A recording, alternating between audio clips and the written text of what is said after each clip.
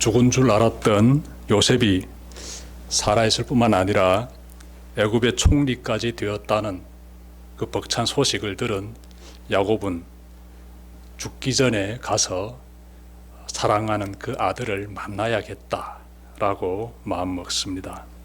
그는 온 가족과 그리고 모든 가축을 이끌고 헤브론을 떠나 브엘셰바로 이동하다가 그곳에서 걸음을 멈춥니다. 야곱이 살고 있었던 그 지역이 헤브론이지요. 헤브론에서 남쪽으로 내려오게 되면은 브엘셰바라고 있습니다. 광야예요. 브엘셰바에서 아래로 쭉 내려오면, 즉 남쪽으로 내려오면 애굽이 있습니다. 자신의 아들 요셉이 총리로 일하고 있는 그 애굽이 있습니다. 그런데 헤브론에서 출발한 이 야곱이 브엘셰바라는 곳에서 멈췄어요. 여러분, 야곱은 왜 브엘셰바에서 걸음을 멈췄을까요? 브엘셰바는 야곱에게 있어서 매우 중요한 곳이기 때문에 그렇습니다. 여러분, 야곱의 할아버지인 아브라함과 그의 아버지인 이삭은 모두 브엘셰바라는 그 광야 그 지역에서 하나님을 찾았었습니다. 간단히 설명드리면 아브라함이 무슨 일을 하든 하나님께서 늘 함께 하시자 그랄 왕 아비멜렉이라는 사람이 찾아와서 평화 조약을 맺었는데 그 장소가 바로 브엘셰바입니다. 브엘셰바. 아브라함은 그곳에 에셀 나무를 심고, 나무 한 그루 심게 되는데 그 나무 이름이 에셀이에요. 에셀 나무를 심고 하나님의 이름을 불렀습니다. 하나님을 찾았지요. 자, 아브라함의 아들인 이삭도 브엘셰바와 연관이 있습니다. 기근을 피해 애굽이 아닌 그랄 땅에 내려간 이삭은 그곳에서 큰 거부가 됩니다. 농사를 지었는데 농사가 굉장히 잘 되는 거예요. 그래서 많은 부를 얻게 되지요. 그 후에 이삭은 브엘셰바로 이동한 다음에 브엘셰바의 제단을 쌓고 하나님을 불렀습니다. 하나님의 이름을 불렀다라고 창세기 26장 25절에서는 말씀하고 있어요. 자, 이처럼 브엘셰바라는 지역은 야곱의 아버지와 그리고 할아버지가 하나님을 찾았던 매우 뜻깊은 곳입니다. 야곱이 사랑하는 아들 요셉을 만나러 찾아가던 중에 브엘셰바에서 걸음을 멈춘 이유는 자신도 하나님을 찾기 위해서입니다. 그는 브엘셰바에서 희생 제사를 드립니다. 짐승을 잡아서 하나님께 제사 드립니다. 그렇게 함으로써 이렇게 온 가족과 가축까지 다 데리고 애굽으로 내려가는 것이 과연 하나님의 뜻인지를 알려고 합니다. 사실 야곱이 이렇게 온 가족과 가축까지 다 이끌고 길을 떠난 것은 아들 요셉의 요청 때문입니다. 요셉은 아직 기근이 5해 더 지속이 될 것이기 때문에 애굽에 들어와서 살 것을 권했습니다. 야곱의 가족이 애굽에 들어가면 더 이상의 양식 고통은 더 이상 안 해도 되지요. 그래서 애굽에 들어가는 것이 100번 타당해 보입니다. 자, 그런데 야곱은 걸음을 멈추고 하나님께 제사를 드림으로써 과연 이렇게 하는 것이 하나님의 뜻인지를 꼭 알고 싶어 합니다. 이것은 무엇을 의미할까요? 만약 하나님께서 가나안 땅을 떠나지 말라고 말씀하시면 지금까지 살았던 헤브론으로 다시 돌아가야 합니다. 아무리 요셉이 오라고 할지라도 하나님이 막으시면 걸음을 멈추고 돌아서야 합니다. 야곱은 하나님의 뜻이 어디에 있는지 정확히 알고자 제사를 드리면서 하나님의 뜻을 구하고 있습니다. 정말 귀한 모습이에요. 너무 귀한 모습입니다. 우리도 이렇게 살아야 합니다. 우리도 나의 마음이 원하는 대로 가기보다는 하나님의 뜻이 어디에 있는지를 꼭 확인해야 합니다. 잠언에 이런 말씀이 있습니다. 어떤 길은 사람이 보기에 바르나 필경은 사망의 길이니라. 잠언 14장 12절에 나오는 말씀인데요. 겉보기에는 아주 형통한 길처럼 보이지요. 하지만 그 길로 가게 되면 사망을 면치 못한다라는 내용이 말씀 속에 담겨져 있습니다. 그러므로 선택의 기로에 섰을 때 여러분 항상 잊지 맙시다. 어느 길로 가야 될까? 이 방향을 선택해야 되는 그러한 상황에 직면했을 때 반드시 하나님의 뜻부터 구하는 여러분들 되시길 바랍니다. 부디 하나님보다 앞서가지 말아야 한다는 말이 되겠습니다. 수십 년간 군에 몸담았던 어느 한 장로님의 간증입니다. 하루는 중령에서 대령으로 진급하는 시험을 봤는데 그만 떨어졌습니다. 자, 이렇게 되면 다시 시험을 봐야 하는데 첫 시험에서 떨어지면 다시 통과될 확률이 매우 낮다고 합니다. 이제 장로님은 선택해야 합니다. 군복을 벗고 퇴역할 것인지 아니면 다시 재시험에 도전할 것인지를 선택해야 합니다. 장로님은 인간적인 생각들을 다 내려놓고 하나님께 기도를 드리기 시작했습니다. 그러자 하나님께서 내가 왜 대령이 되려고 하느냐라는 이런 마음에 정말 감동 가운데서 질문하시는 것을 느꼈습니다. 순간 장로님은 아무 답변도 할 수 없었습니다. 그때부터 하나님, 제가 어떤 지휘관이 되길 원하십니까? 라면서 하나님께 계속 기도드리면서 매달리기 시작했습니다.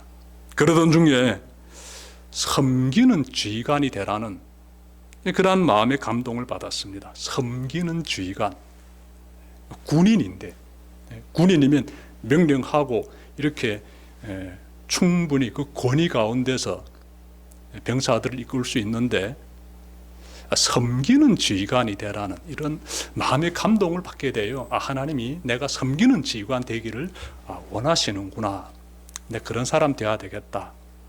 내가 대령이 된다면 그러한 지휘관이 되어야 되겠다 라고 마음먹게 됩니다. 그리고 얼마 뒤에 장로님은 하나님의 도우심으로 대령이 됩니다. 진급하게 돼요. 중령에서 대령으로 진급했습니다. 그리고 하나님께 다짐한 대로 병사들을 정말 잘 섬기기 시작했습니다. 그 자신의 부대원들이 실수하게 되면 자신이 책임진다라는 그 자세로 일을 시작했습니다. 그러자 부대 내에서 늘 일어나던 심각한 문제들이 사라지기 시작했다라고 해요. 그리고 좋은 성과들을 올리기 시작했다라고 합니다. 하여서 대령에서 그 위에 준장까지 별까지 달게 됩니다. 여러분, 장로님이 만약 대령 시험에서 떨어졌을 때 기도로 하나님의 뜻을 구하기보다는 자기 생각대로 움직였다면 이와 같은 성과를 거둘 수 있었을까요? 불가능합니다. 불가능합니다. 기도 중에 하나님이 주시는 마음을 깨닫고 하나님이 원하시는 섬김의 리더십을 발휘한 결과 중령에서 전역하지 않고 대령을 걸쳐 준장까지 진급할 수 있었던 것이지요.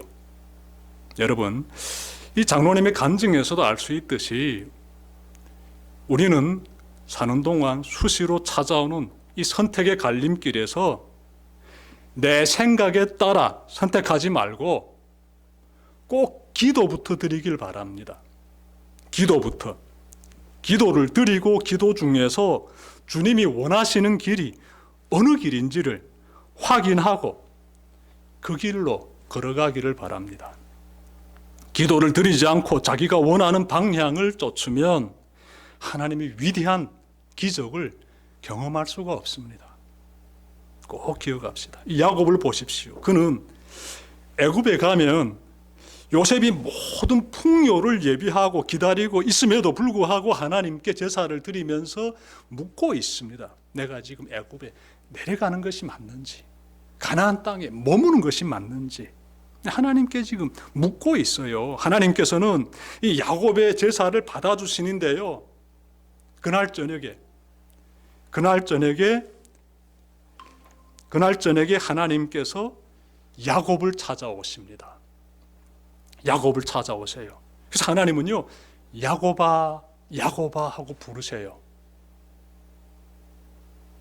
하나님께서 여러분들에게 찾아오실 때 여러분들의 이름을 불러주실 것입니다. 오늘 본문 보니까 하나님께서 야곱아 야곱아 하고 그 이름을 불러주면서 야곱에게 찾아오십니다. 야곱이 말합니다. 답변합니다. 제가 여기 있습니다. 제가 여기 있습니다. 그래서 하나님께서 그에게 두 가지를 약속하십니다. 두 가지. 3절과 4절에서 나오는데요. 나는 하나님이라 내 하나님이 하나님이니 내 아버지의 하나님이니 애굽으로 내려가기를 두려워하지 말라. 내가 거기서 너로 큰 민족을 이루게 하리라. 내가 너와 함께 애굽으로 내려가겠고 반드시 너를 인도하여 다시 올라올 것이며 요셉이 그의 손으로 내 눈을 감기리라. 하나님께서 두 가지 약속을 지금 주고 계십니다. 자, 하나하나 찾아봅시다. 첫째는 두려워하지 말라. 내가 너와 함께 애굽으로 내려가겠고 반드시 다시 이곳으로 인도하겠다라고 하나님께서 약속하십니다. 하나님께서 야곱에게 두려워하지 말라 말씀하셨다는 것은 그가 브엘세바에서 하나님께 제사 드릴 때 두려운 마음을 안고 있었음을 우리가 추측할 수가 있습니다. 야곱은 아버지가 기근을 피해 애굽으로 내려가려고 할 때 그때 하나님께서 그 길을 막으셨음을 알고 있습니다. 그래서 자신이 가나안 땅을 떠나 애굽으로 내려가는 것이 하나님의 뜻이 아닐 수 있다는 그러한 두려움을 마음 가운데 지냈던 것 같습니다. 그래서 두려움 가운데 있기 때문에 하나님께서 두려워하지 말라라고 먼저 말씀하시는 거예요. 두려워하지 말라. 하나님은 야곱에게 두려워하지 말고 애굽으로 내려가라고 말씀하십니다. 중요한 것은 내가 너와 함께 하겠다. 내가 애굽으로 내려가지 내가 너와 함께 애굽으로 내려가겠다라고 말씀하시는 것이지요.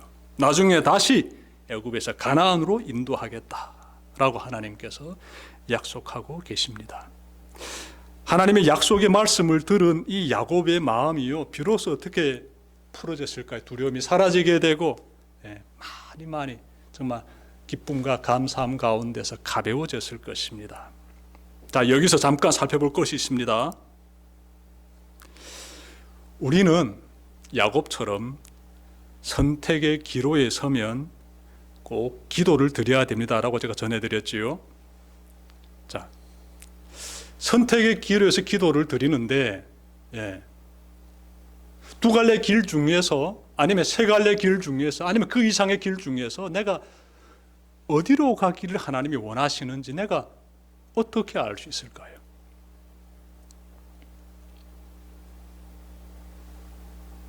많은 경우에 마음에 평안을 주시는 그러한 방향으로 가는 것이 하나님이 선택하신 길이다 라고 생각하는 것 있습니다. 많은 사람들이 그렇게 생각해요. 왜? 하나님은 우리에게 평안을 주시니까. 하나님은 우리에게 평안을 주시기 때문에 평안함이 나에게 깃드는 그 방향으로 내가 선택하고 가는 것이 그것이 하나님이 원하시는 길이다. 이렇게 생각할 수가 있어요. 네, 충분히 그렇게 생각할 수 있습니다. 하나님의 생각은 평안이기 때문에 그렇게 생각할 수 있는데요. 그런데 하지만 여러분, 마음에 평안을 주는 그 길만이 하나님이 선택하신 길이 아니에요. 이 길로 가게 되면 마음이 굉장히 두렵고 무거워요. 하지만 하나님께서 그 길로 가기를 원하시는 경우도 있습니다. 전혀 평안이 없어요. 정반대입니다. 마음이 두렵고 무겁고 그래요. 피하고 싶지요. 하지만 하나님께서 여러분이나 제가 그 길로 가기를 원하시는 그런 경우도 있다는 거예요. 그래서 여러분들이 그 길을 선택할 때 평안한 길로만 가야 돼 이런 생각을 가지면 절대로 안 돼요. 예수님께서 십자가의 길을 바라보시면서 하나님께 기도드릴 때 내 아버지여 만일 할만하시거든 이 잔을 내게서 지나가게 하옵소서. 그러나 나의 원대로 마시옵고 아버지의 원대로 하옵소서. 이렇게 기도드렸습니다. 그때 예수님의 심정이 굉장히 고통스러움 가운데 두려움 가운데 있습니다. 하지만 주님은 이 십자가의 길을 걸어가는 것이 하나님의 뜻임을 알기 때문에 그 길을 어떻게 선택하십니다. 그 길로 걸어가세요. 사도 바울도 마찬가지지요. 예루살렘에 가게 되면 내가 붙잡혀 가지고 엄청난 고통을 겪게 된다는 것을 알고 있어요. 그럼에도 불구하고 그 길로 갑니다. 왜? 그것이 하나님의 뜻이기 때문에 그 길로 가지요. 그러므로 여러분, 하나님이 원하시는 길을 선택할 때 나의 마음에 평안이 깃드는 것만이 아니라 두려움과 고통이 내리누르는 그러한 상황일지라도 그 길에 하나님의 뜻이 있다는 것 꼭 함께 기억하시길 바랍니다. 자, 중요한 건 무엇인가 하면 중요한 것은 하나님께서 나를 통해 이루시려는 그 뜻이 무엇인지를 알아야 돼요. 여러분을 통해서 하나님께서 이루고자 하시는 그 계획이 무엇일까요? 하나님은 여러분들께서 어떻게 살아가기를 원하실까요? 그 가운데 하나님의 뜻이 있지요. 당연히 하나님은 우리가 예수 그리스도 안에서 믿음의 삶, 예배자의 삶을 잘 살아가기를 원하시지요. 그 삶의 자리에서 예수 그리스도의 향기를 풍기면서 예수 그리스도 믿는 자답게 온 땅 가운데 하나님의 나라를 선포하고 세워가는데 쓰임받는 사람, 믿음의 사람 되기를 원하시지요. 여러분들을 통해서 하나님의 선하시고 아름다우시고 의로우심이 드러나기를 원하시지요. 당연히 그렇지요. 근데 그러한 삶을 살아가려고 할 때 인생길에서 선택해야 되는 과정들 보십시오. 선하고 의롭고 아름답고 예배자의 믿음의 길을 선택하려고 할 때 그 여정이요, 마음의 평안함과 기쁨 가운데만 주어지는 게 아니에요. 두려움과 걱정과 근심 가운데서도 그 길을 선택해야만 하는 때가 꼭 있습니다. 그래서 우리에게 중요한 것은 나를 향한 하나님의 뜻에 대하여서 항상 잊지 않는 것이에요. 그러자게 되면 하나님의 말씀에 대해서 정말 여러분들께서 깊이 사모하고 늘 듣고 깨닫고 그렇게 살아가야 합니다. 하나님은 말씀 가운데서 역사하시기 때문에 그래요. 말씀 가운데서 야곱에게도 하나님 찾아오셔가지고 내가 너와 함께 하겠다 이렇게 말씀하시면서 힘을 주시지요. 야곱에게 찾아오셔서 말씀하시는 하나님은 우리에게도 찾아오셔서 말씀하십니다. 여러분, 하나님의 말씀을 듣고 싶습니까? 하나님의 말씀 듣고 싶습니까, 여러분들? 성경을 펼쳐보십시오. 읽고 또 읽으십시오. 성경을 읽으면 읽을수록 그 가운데서 지금 나에게 주시는 하나님의 말씀을 깨닫게 돼요. 제가 최근 들어서 여호수아 1장 3절과 7절 말씀이 계속 이 마음에서 이렇게 울려나요. 굉장히 큰 힘을 주면서 말입니다. 여호수아 1장 3절 말씀 이렇습니다. 내가 모세에게 말한 바와 같이 너희 발바닥으로 밟는 곳은 모두 내가 너희에게 주었으니 발바닥으로 밟는 곳은 모두 너희에게 주겠다. 이 말씀이 저기 굉장히 크게 다가와요. 또 여호수아 1장 7절 오직 강하고 극히 담대하여 나의 종 모세가 내게 명령한 그 율법을 다 지켜 행하고 우로나 좌로나 치우치지 말라 그리하면 어디로 가든지 형통하리라. 이렇게 말씀하고 있습니다. 그래서 이 말씀을 통해서 제가 어떤 힘을 얻는가 하면요, 내가 밟는 모든 땅 하나님께서 허락하시는구나. 그러므로 두려워하지 말고 강하고 담대해서 하나님의 말씀을 지켜 행하면 되겠구나. 우로나 좌로나 치우치지 말고 말씀 가운데로 걸어가면 되겠구나. 이런 생각을 늘 가지게 되는 거예요. 하나님의 말씀, 이 성경의 말씀 가운데서 지금 나에게 힘을 주시는 그 하나님의 그 뜻을 깨달아 간다고요. 그러니 우리 모두가 하나님의 말씀이 기록되어 있는 성경을 멀리하게 되면 하나님 말씀 들을 수가 없어요. 대신 하나님 말씀을 가까이 하고 늘 사모하고 말씀을 항상 기억하면서 말씀을 더 깨달아서 내 마음 가운데 새기고자 열심히 그렇게 노력한다면 하나님 말씀이 더 깊이 안겨오게 되는 것이에요. 삶에서 큰 힘을 얻게 되는 것입니다.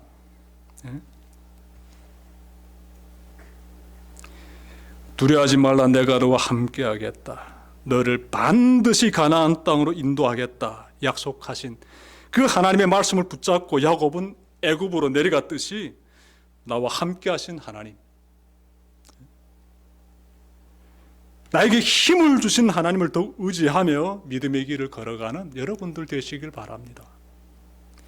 하나님의 두 번째 약속은요, 야곱의 가문을 크게 번성시키겠다고 약속하십니다. 크게 번성시키겠다고. 누구의 가문을? 이 야곱의 가문을. 당시 야곱의 가족은요 모두 몇 명이었는가 하면 애굽에 있는 그 요셉이 아들 2명 낳게 돼요. 그래서 그 사람들까지 포함하게 되면 남성만 모두 70명입니다. 여성들은 제외하고 남성만 70명이에요. 그러니까 너무나 작은 이런 얼마 안 되는 그런 가족 공동체지요. 이 사람들이 애굽에 내려가서 430년 머물게 됐는데 그 사이에 얼마나 번성했는지 남성만 무려 60만 명이나 됩니다. 하나님 말씀대로 야곱의 가문이 크게 번성하는 거예요. 하나님께서 약속을 이루시는 거예요.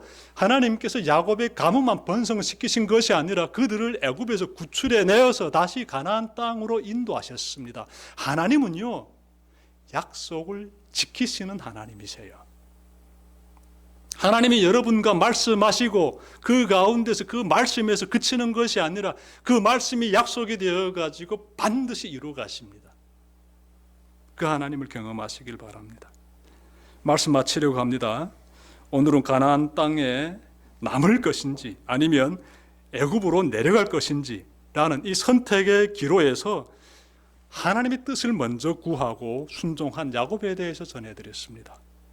야곱처럼 여러분도 선택의 기로에 설 때마다 가장 먼저 나를 향한 하나님의 뜻부터 구하고 순종하시기를 주님의 이름으로 축원합니다. 기도드립시다.